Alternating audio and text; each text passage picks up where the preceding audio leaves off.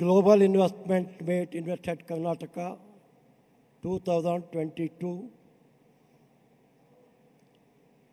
My greeting to Mr. William, Blair, Mr. Hans, Paul Burkner, Mr. Jitendra Chandan, Mr. Nitin Pai, and all the delegates gathered today. Thanks for taking out of the time and gracing us with your estimated presence. In the backdrop of the current shifting global political scenario, the world is looking at India, and India has potential to the next global manufacturing hub. We Karnataka are already contributed to this vision of making India the next global manufacturing hub. Karnataka, as you have all are well wishers, India's leading investment destination with multiple accolades on itself. First in attracting investment since 2006. First in renewable energy, 63% of our installed capacity lies in the renewable energy. First in electric vehicles, innovation, home to 7 auto OEM and 50% auto competitor manufacturing and 45 electric vehicle stops. First in bioproduction expert. First in electrician design and R&D in India. With our ESDM policy, we are providing highest incentive in India. First in R&D determined. First in Indian Innovation Index. Bangalore is world faster growing technology and innovation cluster. Karnataka has been ranked a top attractive in the easy doing business, ranking by Department of Promotion and Industry International Trader. Karnataka has been agreed as best professional in the state stamp ranking 2021 by DPITE. Karnataka continues to remain first attending FDI from the April 21, March 22, with a 1,076 CR, 38% share of a total FDI in India. This has been despite of the challenging promise solution. They ensure that the continued monitoring of leadership position and sustainable growth. The government of Karnataka has taken several measures to enhance investor friendly in the state. We have also taken up the first of its kind innovating in the country under products, especially industries cluster program. This including FMCG cluster in Dharwad, toys cluster in Koppal, bulk dog park in Yadgiri, EV cluster in Ramanagara, and so on. We also released updated policies of engineering, R&D, electric vehicles, data center policy, and aerospace and defense policy. With this compensative policy, reforms of the continue the imagine that we are a policy-driving state, and hence deliveries will continue in our promises in investors. I look forward of the discussion today and hope that of all of you present have made the best of the sum. Jai Hind, Jai Karnataka.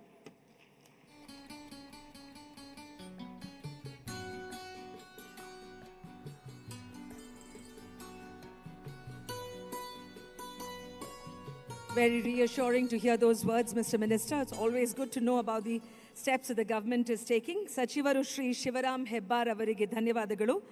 And I'm here to invite all the panelists for this session, which is about the India advantage, the epicenter of global supply chain shift, for which I now invite the Vice President and Chief Executive for India at Lockheed Martin, Mr. William Blair, onto the stage. May we have a round of applause to welcome all our panelists and the moderator, the Chairman of BCG Global, Mr. Hon'ble Burkner, the Vice President and Country Head India at GlobalFoundries, Shri Jitendra Chaddah, and also the session moderator, the co-founder of Takshashila Institution, Shri Nitin Pai. It's over to you, Nitin.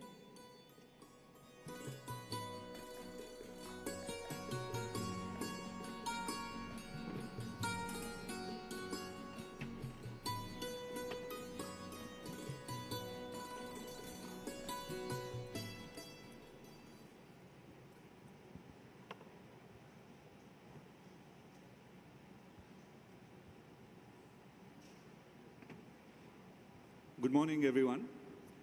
I think we are in a very interesting part of today's discussion because it might mean a lot to Bangalore in the next 10 to 20 years. Before I start, I would just want you to think. Imagine there is another outer ring road outside the current ring road. And just like how the current outer ring road has industries, businesses that support the global IT industry, we have the outer ring road, the next outer ring road doing semiconductor design for the world, other kinds of high technology industries where Bangalore is actually servicing the rest of the world. It might mean horrible things for our traffic, but I think it means fantastic things for our economic growth, prosperity, and especially for the young people sitting out here, great jobs and great livelihoods. Now, such a future is actually possible given the situation today. Now, today we're going to talk about supply chains. I just want you to hold that vision in mind when you have this conversation. What does it mean for Bangalore, right? So, I have three great panelists here, and we're going to talk about how this vision of shifting of the world's industrial base, the world's industrial supply chains in various dimensions can happen and how Karnataka and Bangalore can take advantage of it. Now, unlike what we've put on the theme of the event saying that India is the epicenter of this supply chain movement, I think India has that opportunity. And the opportunity is not the same as having actually grabbed that opportunity.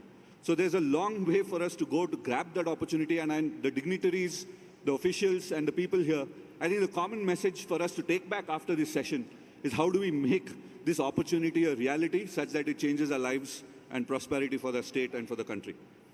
So let me start with Hon'ble, who as a top executive at BCG was responsible for making the globalization of the last 30 years happened and such a powerful force for prosperity for the rest of the world, and also for its concentration in a few parts of the world. So can I just ask you to tell us the story of how we got here? How is it that supply chains got concentrated in a few places in the last 25 to 30 years? And then what is it that caused this movement towards de-risking and trying to move the supply chains from where they are now to a broader base? Well, I would say, actually, we're not so concentrated, even though it looks like that everything is in China. But, you know, with the opening up of the economies beyond Europe, North America, and Japan, you know, the formerly communist countries open up the late 80s. India opened up in the early 90s. But also countries in Southeast Asia, you know, Vietnam, Indonesia joined the group of open economies.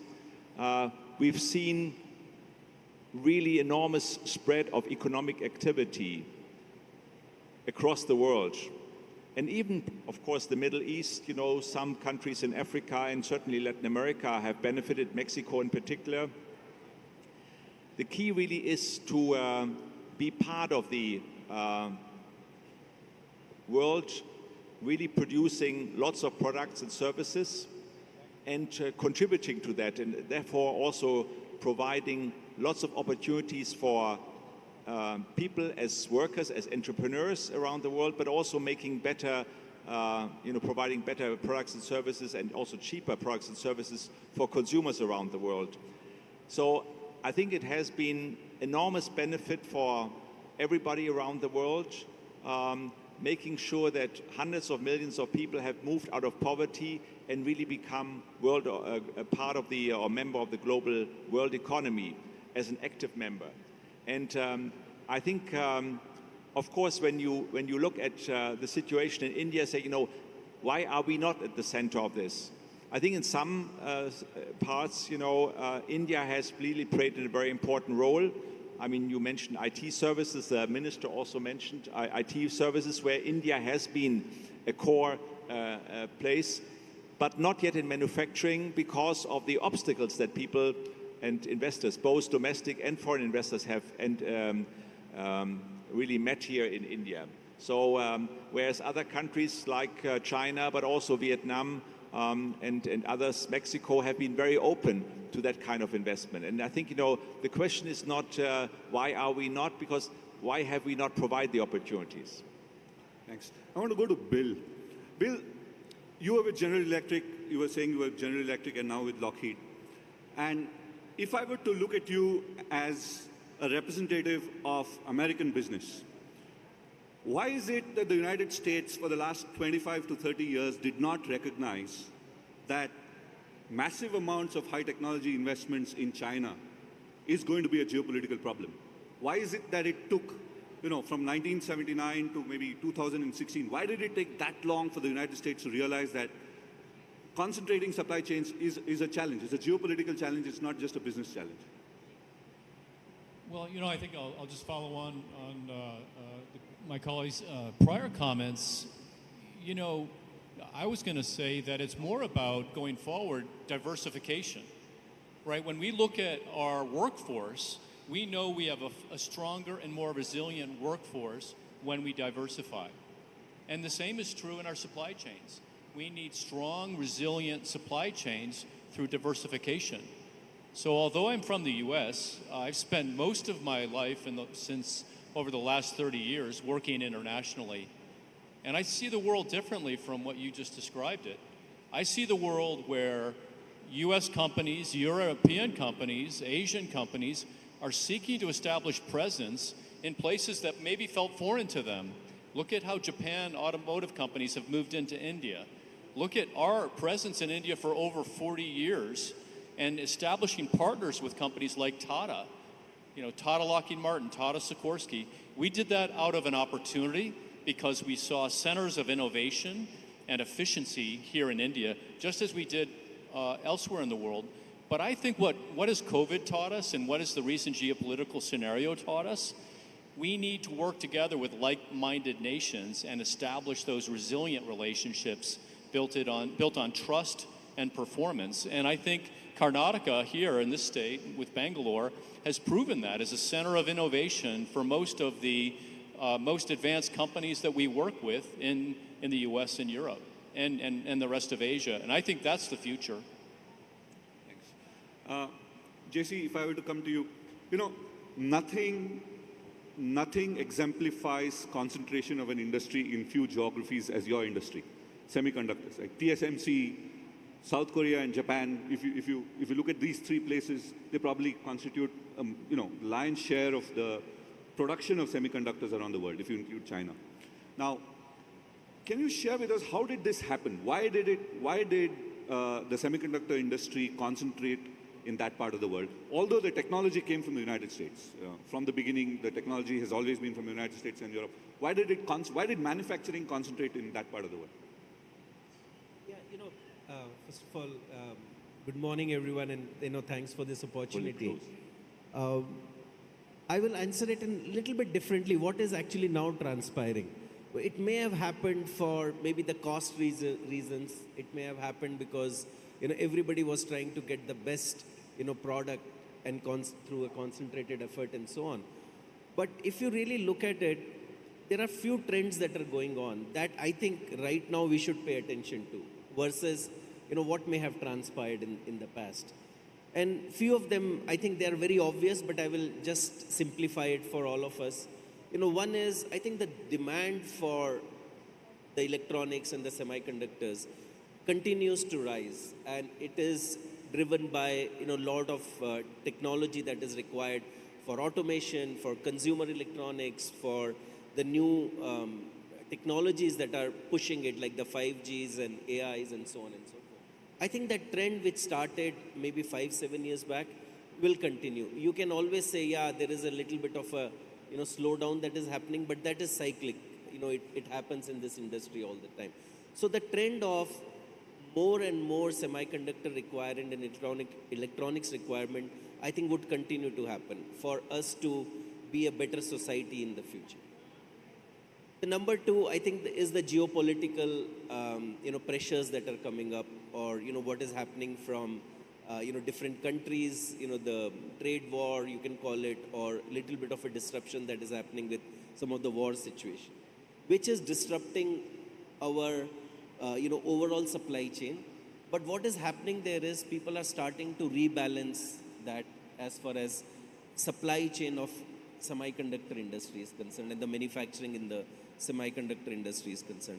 So what you would look 10 years from now, I think you would have a different balance than you see today that has transpired over the last 10 years. Third thing, very important, this is a very complex, technologically advanced industry, the semiconductor world. And there is a lot of new technological advancements are coming in, which will define the future of how the manufacturing, how the connectivity, and what chemicals and the materials will be used in this industry in the future. So that advancement is happening. You might have heard of silicon photonics, the gallium nitride fabs, and so on and so forth. So those are the technological advancements that are happening. And the last one I would say, if you look at the overall semiconductor industry, there is a skill requirement that is lagging behind what is required in this industry. And the skills is not only in the manufacturing space, but also in the design space, the system engineering space, and also in the manufacturing space, the technicians that are required, the researchers that are required for semiconductor manufacturing. So if you really look at these four trends, I think what we should look at, if we are in Karnataka or India, we should look at what do we need to prepare for to meet the needs or to really comply with the trends that are happening in this industry. Okay, I'll stop you there. We'll come to the to-dos in the next round. But I have a question for all three of you. You could take this in series, right? The last few years, we had three big shocks. The US-China tech war, the trade war, COVID-19, and now the Russian invasion of Ukraine. Now, all three shocks point towards the same thing as far as supply chains are concerned. Right? You need to diversify. Bill, as you said, you need to diversify. Can I ask each of you to share your thoughts on your learnings, impressions, insights from being through these three shocks, and what does it mean for